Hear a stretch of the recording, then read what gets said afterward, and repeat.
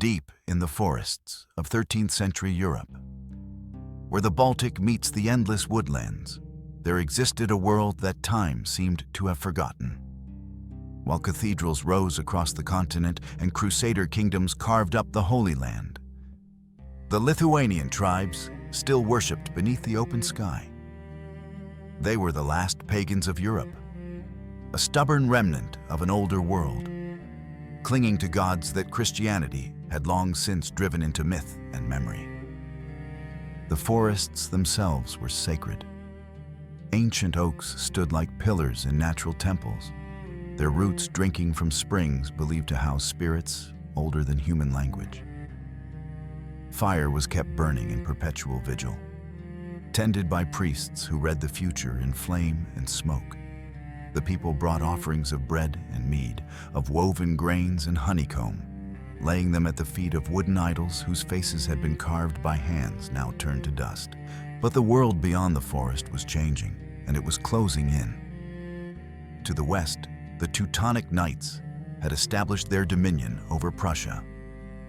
These warrior monks, clad in white mantles marked with black crosses, had arrived decades earlier with papal blessing and an uncompromising mission: to bring Christianity to the Baltic by sword and fire.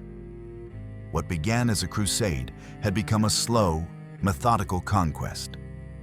Village by village, the order advanced, building stone fortresses that loomed over the landscape like tombstones marking the death of the old ways.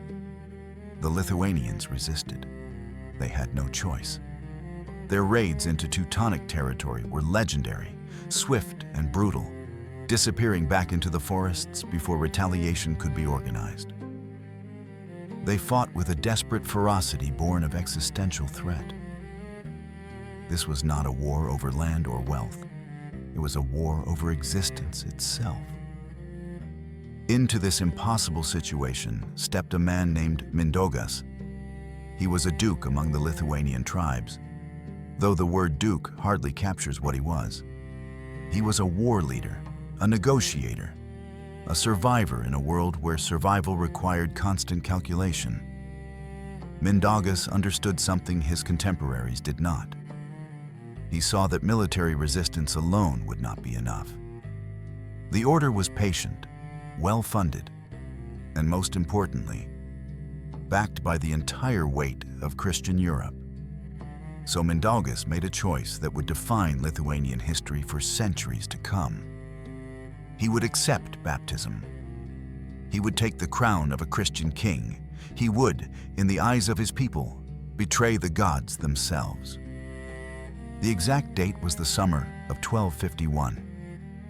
Mindaugas was baptized in the Christian faith, and 2 years later, in 1253, he was crowned King of Lithuania by authority of Pope Innocent IV. It was a stunning diplomatic maneuver. Overnight, Lithuania transformed from a pagan enemy into a Christian kingdom, theoretically placing it under the protection of the Church and removing the legal justification for the Teutonic Order's endless aggression. But theory and practice are different things. The baptism of Mindaugas was political expedience dressed in holy water. In the forests, away from foreign eyes, the old rituals continued. The sacred fires still burned. Mindaugas himself likely never abandoned the gods of his fathers, seeing Christianity as a shield rather than a truth. His people certainly did not convert en masse. The transformation was surface level, a performance for diplomatic advantage. And the Teutonic Order knew it.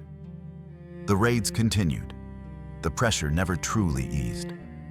The forests grew darker with smoke from burning villages, and the rivers ran red with blood that no baptism could wash clean. Mindaugas ruled for another decade, walking a tightrope between two worlds. He played Christian kings against the order, made alliances that lasted only as long as convenience dictated, and kept Lithuania independent through sheer force of will and cunning. But in 1263, that tightrope snapped. Mindaugas was assassinated, likely by rivals within his own court who saw his conversion as the ultimate betrayal. or perhaps by those who simply wanted power for themselves. His death plunged Lithuania into chaos. The fragile unity he had built shattered into competing factions. The crown he had won dissolved like morning mist. For years, the tribes warred among themselves, while the Teutonic Knights watched and waited and slowly, methodically, tightened their grip on the Baltic coast. But something had been planted. An idea. The notion that Lithuania could be more than scattered tribes hiding in the forest. That it could be a kingdom, an empire, something that could stand against the weight of Christendom not by hiding, but by learning to play the game of European power politics. The old gods did not die easily. They lingered in the shadows, in the whispered prayers of grandmothers, in the way farmers still left offerings at the forest's edge. Christianity and paganism existed side by side, sometimes in open conflict, sometimes in an uneasy truce that neither side acknowledged. The forest remained. The sacred groves, though fewer, still stood.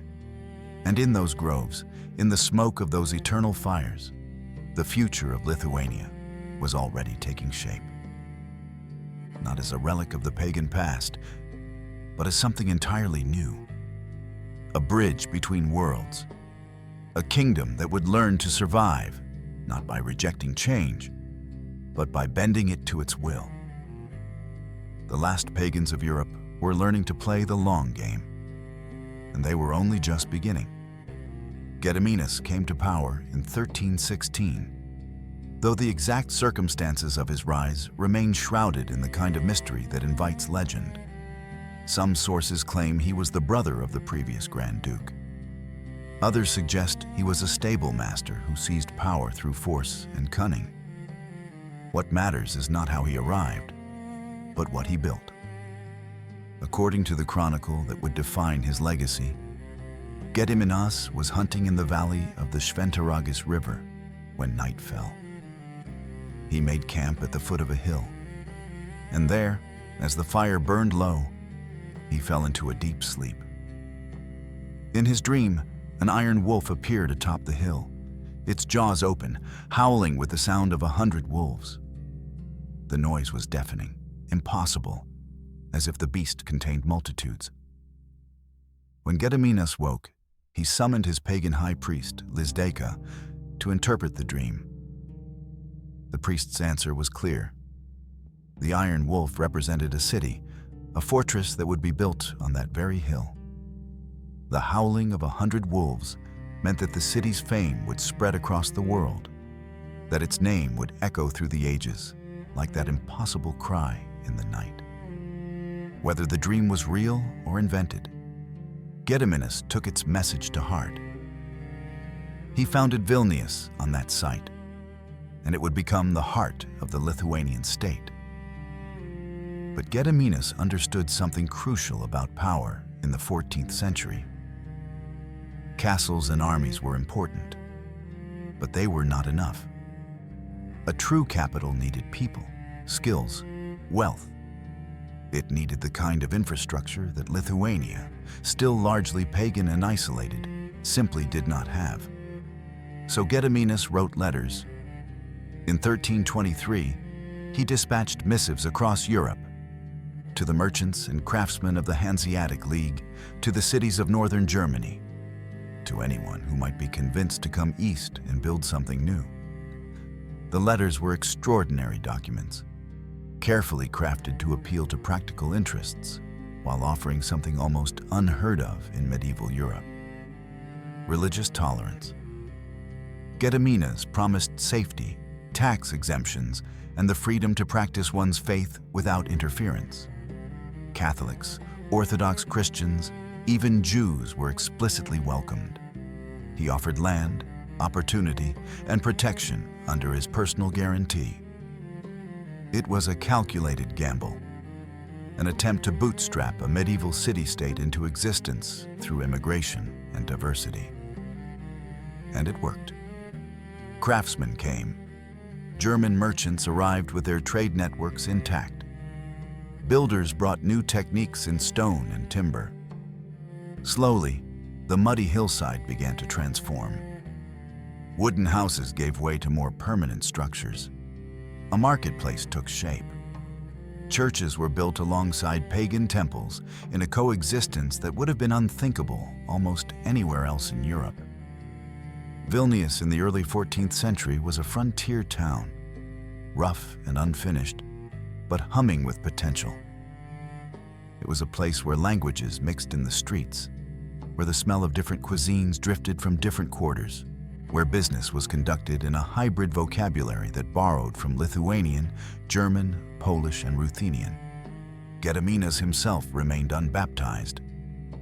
He walked the same careful line that Mindaugas had walked, but with more success. He allowed Christian missionaries into his lands, but did not convert. He married his daughters to Christian princes, forging alliances through matrimony, but kept the sacred fires burning in the old groves. He was a political pragmatist of the highest order, using religion as a tool of statecraft rather than a matter of personal conviction. The Teutonic Order, predictably, was not pleased. They continued their raids, continued to press their claims, and continued to insist that Gediminas' tolerance was merely paganism in disguise. They were not entirely wrong. But Gediminas had created something the order could not easily destroy. He had built a functioning, multi-ethnic, multi-religious state that had allies, trade partners, and diplomatic recognition. Under his rule, Lithuania expanded significantly. He pushed Lithuanian control deep into Ruthenian lands, territories that had once been part of Kievan Rus before that state fragmented under the weight of Mongol invasion. These were Orthodox Christian lands, and Gediminas made no attempt to convert them. He simply incorporated them into a growing realm that was becoming less a tribal confederation and more a genuine state. By the time of his death in 1341, Gediminas had transformed Lithuania from a collection of pagan tribes into a regional power. Vilnius was a real city, complete with fortifications, a diverse population, and international connections. The Grand Duchy was recognized by neighboring states as a legitimate political entity, not merely as a barbarian fringe to be conquered or converted. His sons would inherit this foundation and build upon it an empire that would stretch from the Baltic to the Black Sea. But the dream that began it all, the howling iron wolf on the hill, remained the symbol of what Gediminas had created. A city that did not yet know how powerful it would become. A state that was still learning what it meant to be an empire. The wolf had howled, and Europe was beginning to listen. Algirdas became Grand Duke in 1345, sharing power initially with his brother Kęstutis in an arrangement that would prove remarkably stable. While Kęstutis focused on the western frontier and the endless struggle against the Teutonic Order, Algirdas turned his attention east, toward the vast territories of the former Kievan Rus. The Mongol invasion of the 13th century had shattered Kievan Rus into fragments. The great cities, Kiev included, lay under Mongol overlordship, paying tribute to the Golden Horde. The principalities of Rus were divided, weakened, and vulnerable. Into this power vacuum, Algirdas moved with decisive speed. But this was not conquest in the traditional sense. Algirdas rarely needed to fight large-scale battles. Instead, he employed a strategy that would become characteristic of Lithuanian expansion: marriage, negotiation, and the careful application of force only when absolutely necessary. He married Maria of Vitebsk, securing that city and its territories through dynastic union. Other cities fell into Lithuanian orbit through similar means, their Orthodox princes accepting Lithuanian overlordship in exchange for protection against the Mongols or rival neighbors. The Lithuanian cavalry became legendary during this period. They moved fast and struck hard, But their real advantage was logistical. The Grand Duchy could project power across enormous distances, maintaining supply lines and communication networks that allowed them to operate deep in foreign territory. They were not invaders so much as a new political reality, replacing one overlord with another in a process that many local populations found preferable to Mongol rule. By the 1360s, Lithuanian control extended to Kiev itself. In 1362, Algirdas fought and won the Battle of Blue Waters against the Mongols, a decisive engagement that broke Tatar power in the region and opened the Black Sea steppe to Lithuanian influence. It was one of the few major pitched battles Algirdas fought, and it demonstrated that when necessary, Lithuanian arms could defeat even the formidable Mongol cavalry on open ground. The scale of the expansion is difficult to overstate. In less than 2 generations, Lithuania had grown from a relatively small territory centered on Vilnius to an enormous state that controlled much of modern-day Belarus and Ukraine. It was not the largest empire in terms of population or wealth, but in terms of sheer territorial extent. The Grand Duchy of Lithuania had become one of the largest states in Europe. And yet, this expansion created profound challenges. The Grand Duchy was now a deeply multi-ethnic, multi-religious state. The core Lithuanian lands remained largely pagan, though Christian influence was growing. The conquered Ruthenian territories were Orthodox Christian, with their own distinct culture, language, and political traditions. Managing this diversity required a light touch, a willingness to allow local autonomy and religious freedom that was unusual for the time. Algirdas himself exemplified this complexity. He remained unbaptized throughout his life, maintaining the old Lithuanian faith even as he ruled over millions of Orthodox Christians. He allowed Orthodox churches to flourish in his domains, made no attempt at forced conversion, and even seemed to have genuine respect for Orthodox Christianity, though he never personally embraced it. His military campaigns took him as far as Moscow. 3 times he besieged the city, though he never succeeded in taking it. These campaigns were not really about conquest. They were about demonstrating power, about keeping the rising principality of Moscow off balance, about ensuring that no single rival could threaten Lithuanian dominance in the region. The relationship with the Golden Horde was more complex.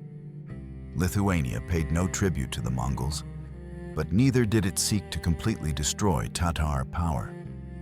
Instead, Algirdas played the various Mongol factions against each other, supporting one Khan against another, maintaining a balance that kept the steppe divided and prevented any single Mongol leader from reassembling the kind of unified force that had conquered Rus a century earlier.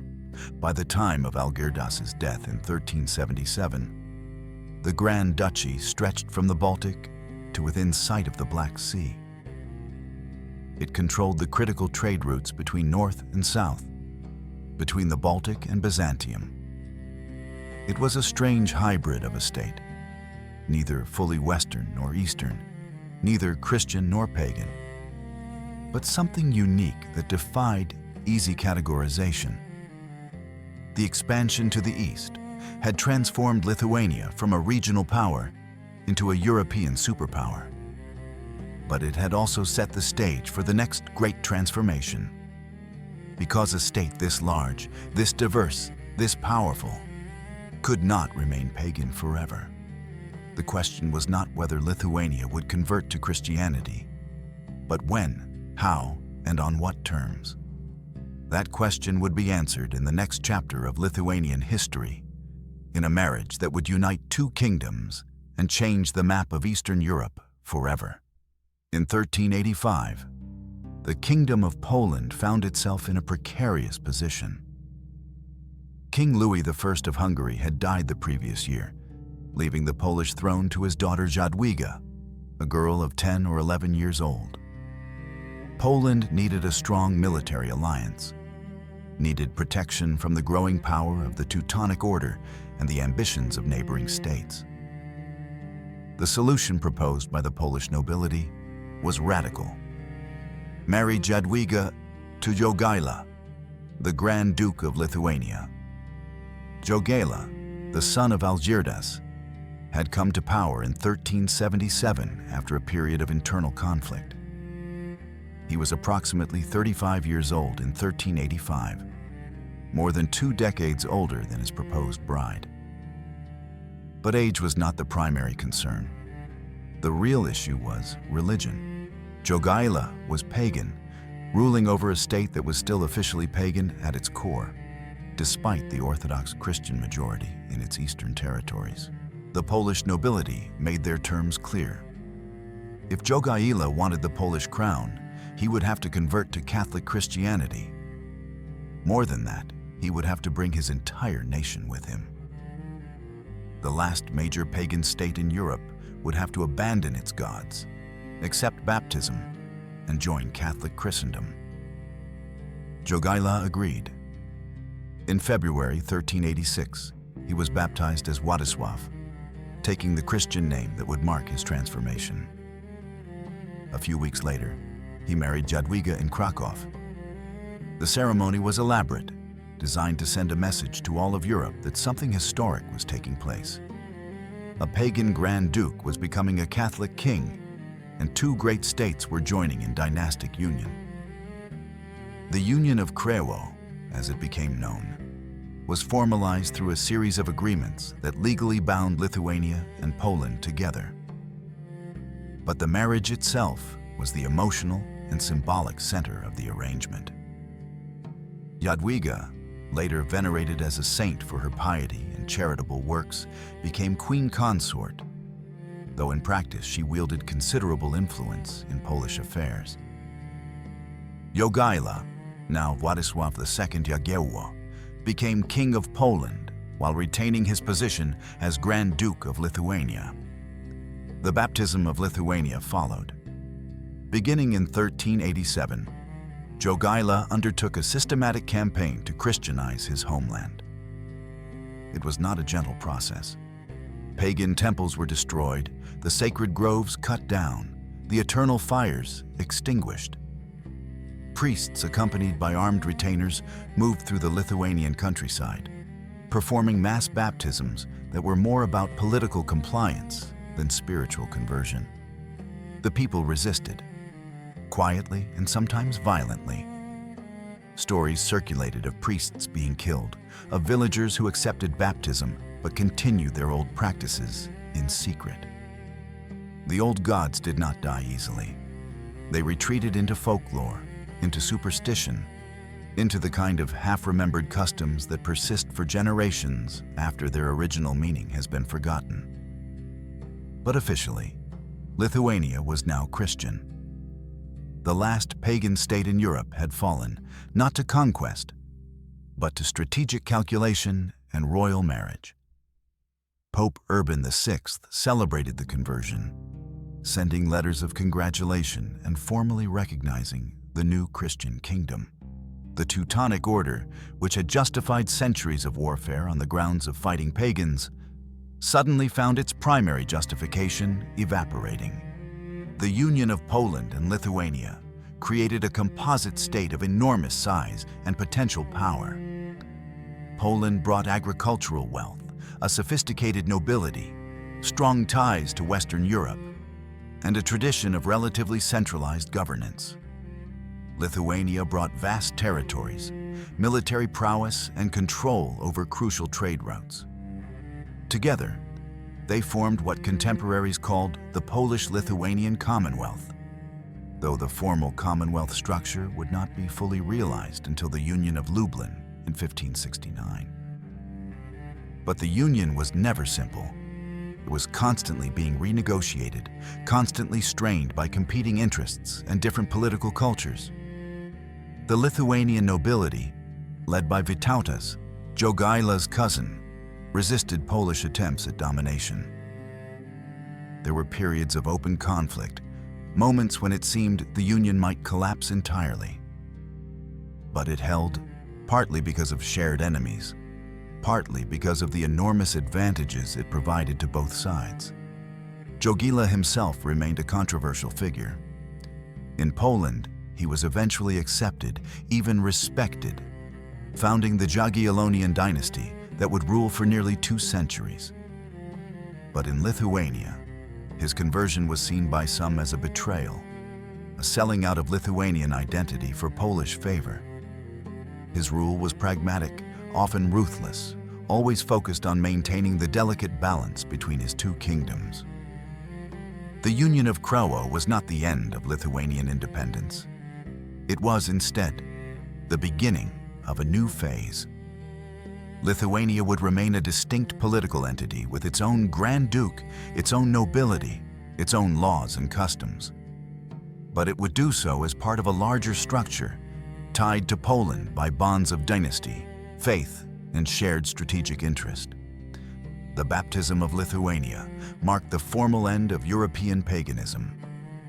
But it also marked the beginning of Lithuania's true golden age, a period when the Grand Duchy would reach its maximum territorial extent and play a decisive role in shaping the history of Eastern Europe. The price of that golden age was the old gods, drowned in baptismal water and buried beneath the foundations of churches that rose where sacred groves once stood. The summer of 1410 was unusually hot across northern Europe. In the territories of the Teutonic Order, dust rose from the roads as the largest army the order had ever assembled marched toward the border with Poland-Lithuania. For decades, tensions had simmered between the order and the Polish-Lithuanian Union. Now, they were about to boil over in what would become one of the largest and most consequential battles of the medieval period. The Teutonic Order had not accepted the conversion of Lithuania gracefully. They continued to raid Lithuanian territories, continued to claim that the conversion was superficial, continued to act as if their crusading mission remained valid. For King Jagiellon and Grand Duke Vytautas, the order had become an existential threat that could no longer be tolerated. The response was methodical, almost bureaucratic in its thoroughness. Throughout the spring of 1410, messengers rode across Poland and Lithuania, summoning nobles to fulfill their military obligations. Supplies were gathered, weapons forged, horses requisitioned. This would not be a raid or a border skirmish. This would be a full-scale invasion of the Order's territory, designed to break its military power once and for all. The army that assembled near Vilnius in June was massive by medieval standards. Estimates vary, but it likely numbered somewhere between 20 and 30,000 men. Polish knights and men-at-arms formed the core, heavy cavalry armed with lances and swords, armored in the Gothic plate that was becoming standard among wealthy European warriors. The Lithuanian contingent was larger, but more diverse, including light cavalry from the Tatar auxiliaries who served Vytautas, infantry from the Ruthenian lands, and Lithuanian nobles with their own retinues. They marched west, crossing into Teutonic territory in early July. The order mobilized in response, calling in knights from across Europe. This was, in their minds, a crusade, a defense of Christendom against the barely converted Lithuanians and their pagan Tatar allies. Knights came from Germany, France, England, even from as far as Spain, drawn by the prestige of serving with the order and the promise of plunder. The 2 armies met near the villages of Grunwald and Tannenberg on July 15, 1410. The night before the battle, the camps were quiet, almost unnaturally so. Men checked their equipment, whispered prayers, or simply stared into fires, contemplating what the morning would bring. The heat was oppressive, the air thick with moisture that never quite became rain. Dawn came early, but the armies did not immediately engage. Both sides formed up, a process that took hours given the size of the forces involved. The Polish-Lithuanian army arrayed itself with the Polish knights on the left wing, the Lithuanians on the right, and various allied contingents filling the center. Across the field, the Teutonic Order deployed in a dense formation, their white mantles visible even at a distance. The Grand Master of the Order, Ulrich von Jungingen, had expected to fight a defensive battle. But as the morning stretched on and the heat continued to build, he made a decision. He would attack. The Order's knights, mounted and in full armor, began to advance. What followed was chaos, though not the simple melee that popular imagination might suggest. Medieval battles were actually highly structured affairs, at least at the beginning. The initial clash between the Order's knights and the Lithuanian right wing was decisive. The Lithuanians, fighting primarily as light cavalry, could not withstand the charge of the heavily armored Teutonic Knights. They broke, fleeing from the field in what appeared to be a rout. Von Jungingen, believing he was witnessing the collapse of the enemy army, committed his reserves to pursue the Lithuanians. It was a fatal mistake. The Lithuanian withdrawal was at least partially controlled, possibly even deliberate. More importantly, it had drawn the Order's forces away from the center of the battlefield, where the Polish knights remained intact and uncommitted. Vytautas, commanding the Lithuanian wing, managed to rally many of his fleeing troops. They turned, reformed, and re-entered the battle from the flanks. Meanwhile, the Polish knights, under Jogaila's command, smashed into the now exposed center of the Teutonic formation. The fighting became savage, a grinding melee where the advantage shifted moment by moment. The heat was unbearable. Men collapsed from exhaustion and dehydration inside their armor. The dust raised by thousands of horses and men created a choking haze that made it difficult to see more than a few yards in any direction. Commanders shouted orders that could not be heard over the din of metal on metal, the screaming of wounded horses, the cries of injured men. Ulrich von Jungingen died in the fighting, cut down while trying to rally his troops. With him died many of the Order's most senior commanders. The death of the Grand Master broke the Teutonic will to resist. Their formations disintegrated. Knights fled the field individually or in small groups, pursued by Polish and Lithuanian cavalry who showed little mercy. By nightfall, the battle was over. The field was littered with bodies, perhaps as many as 8,000 dead from the Order's side alone. It was a catastrophic defeat, the worst the Teutonic Knights had ever suffered. Of the Order's senior leadership, most were dead or captured. Their army, painstakingly assembled over months, had been destroyed in a single afternoon. The Polish-Lithuanian forces had won one of the most complete victories of the medieval period. But the cost was real. Thousands of their own men lay dead or wounded. The pursuit and occupation of Teutonic territory would consume the rest of the summer. And the political aftermath would prove almost as complicated as the battle itself. The Battle of Grunwald, as it became known in Polish and Lithuanian histories, or the Battle of Tannenberg in German tradition, broke the Teutonic Order's power permanently. They would continue to exist as a political entity for another century, but they would never again threaten Poland-Lithuania militarily. The strategic balance of power in Eastern Europe had shifted decisively. For Lithuania, the victory confirmed its status as a major European power. Vytautas, who had commanded so effectively during the battle, emerged as one of the great military leaders of his age. The Grand Duchy's borders were secure, its enemies humbled, its future seemingly assured. The sun set that evening over a field that would be remembered for centuries, a place where the fate of nations had been decided by the courage of men and the brutal logic of medieval warfare. By the middle of the 16th century, the Grand Duchy of Lithuania had reached its zenith. The city of Vilnius, founded 2 centuries earlier on the site of Gediminas' dream, had become one of the most remarkable urban centers in Europe, not for its size, which was modest compared to Paris or Venice, but for something more unusual: the sheer diversity of its population and the relative peace with which different communities coexisted. Walk through Vilnius in the 1550s, and you would hear a dozen languages before you reached the market square. Lithuanian, Polish, Ruthenian, German, Yiddish, Armenian, Tatar. The streets were a polyglot mosaic, each quarter with its own character, its own customs, its own places of worship.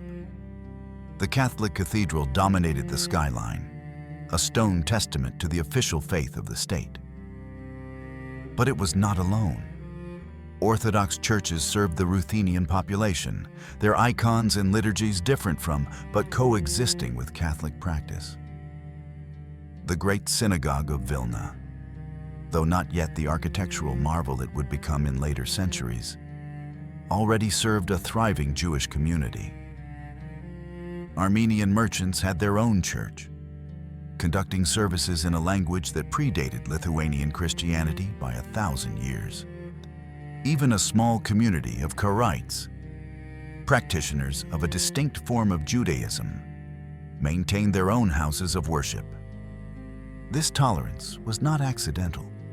It was policy, carefully maintained by generations of Lithuanian rulers who understood that diversity was strength, that a city open to merchants and craftsmen from across Europe would prosper in ways that a homogeneous society never could. The roots of this tolerance lay in the Grand Duchy's unusual history. Having remained pagan for so long, Lithuania had developed a pragmatic approach to religion out of sheer necessity. When Christianity finally came, it came as a political choice rather than a spiritual revelation. The Lithuanian nobility never developed the kind of religious fervor that characterized some Western European states. Faith was important, certainly, but it was not the only thing that mattered. The Reformation reached Lithuania as it reached all of Europe, bringing Protestant ideas and bitter theological disputes. But in the Grand Duchy, these disputes played out differently than they did elsewhere. The Polish-Lithuanian nobility adopted a policy that would be formalized in 1573 as the Warsaw Confederation, guaranteeing religious freedom to all nobles regardless of their faith. While this protection did not extend to peasants in quite the same way, it established a legal framework for tolerance that was almost unparalleled in 16th century Europe. The practical effects were profound. While religious wars tore apart France, while Protestant and Catholic armies devastated the German states, while England underwent wrenching changes in official doctrine, the Grand Duchy remained relatively peaceful. Protestant nobles and Catholic nobles served side by side in the same administration. Orthodox Ruthenians held positions of authority over Catholic Poles. Jewish merchants traded freely, protected by law and custom.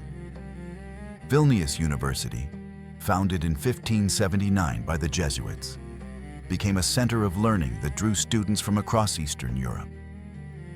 Its library contained works in Latin, Greek, Hebrew, Church Slavonic, and the vernacular languages of the region. The Jesuits, despite their reputation for Counter-Reformation zeal, operated in Vilnius with a relatively light touch, focusing more on education than on persecution. The intellectual life of the city flourished. Printing presses produced books in multiple languages and scripts. Scholars debated questions of theology, philosophy, and natural science. The Grand Duchy had become not just a military and political power, but a cultural one as well. But this golden age was also a twilight. The forces that would eventually undermine and destroy the Grand Duchy were already gathering. To the east, the Tsardom of Russia, under Ivan the Terrible, was beginning its long expansion, seeking to reclaim the Orthodox Ruthenian lands that Lithuania had ruled for centuries. To the north, Sweden was emerging as a Baltic power. To the south, the Ottoman Empire pressed against the edges of the Commonwealth. More fundamentally, the political structure of the Polish-Lithuanian state was beginning to show its weaknesses. The nobility had gained enormous power, including the right to elect their kings, the liberum veto that allowed any single noble to block legislation, and a fierce commitment to their own privileges that made effective central governance nearly impossible. The Grand Duchy remained powerful, but it was becoming increasingly difficult to mobilize that power quickly or effectively. The Union of Lublin in 1569 would formalize the relationship between Poland and Lithuania, creating the Polish-Lithuanian Commonwealth as a true political entity. But it would also begin the slow process of Polonization, the gradual absorption of Lithuanian identity into a broader Polish cultural sphere. The Grand Duchy would continue to exist as a legal entity, but its distinct character would slowly erode. In the great library of Vilnius University, a scholar in the late 16th century could sit surrounded by manuscripts that told the story of the Grand Duchy's rise. Chronicles in Latin recounted the deeds of Mindaugas and Gediminas. Orthodox religious texts preserved the memory of Algirdas's conquests. Polish accounts described the Union of Kruszyń and the Battle of Grunwald. Jewish merchants' ledgers documented trade networks that stretched from Amsterdam to Astrakhan. The story they told was of an empire built not on a single identity or a single faith, but on the pragmatic recognition that different peoples could live together, could prosper together, if given the space and protection to do so. It was an empire that had survived by adapting, by learning from its enemies, by turning weakness into strength and isolation into diversity. The last light of a long summer evening filtered through the stained glass windows of the library, casting colored shadows across the pages of history. Outside, the city continued its evening routines. The markets closing, the churches filling for vespers, the taverns beginning to hum with conversation and song. The Grand Duchy of Lithuania had ruled from the Baltic to the Black Sea. It had defeated the Teutonic Knights and held off the Russians. It had preserved its identity while embracing change, had maintained its power while allowing unprecedented diversity. It had been an empire unlike any other in European history. And now, in the peace of a summer evening, with the day's heat fading and the stars beginning to appear, that empire rested in memory, in manuscripts, in the stones of its churches, and the stories of its people. An empire that once was, an empire largely forgotten by the world beyond its borders, but remembered still in the place where it had begun, in the city built on a dream of an iron wolf howling into the night.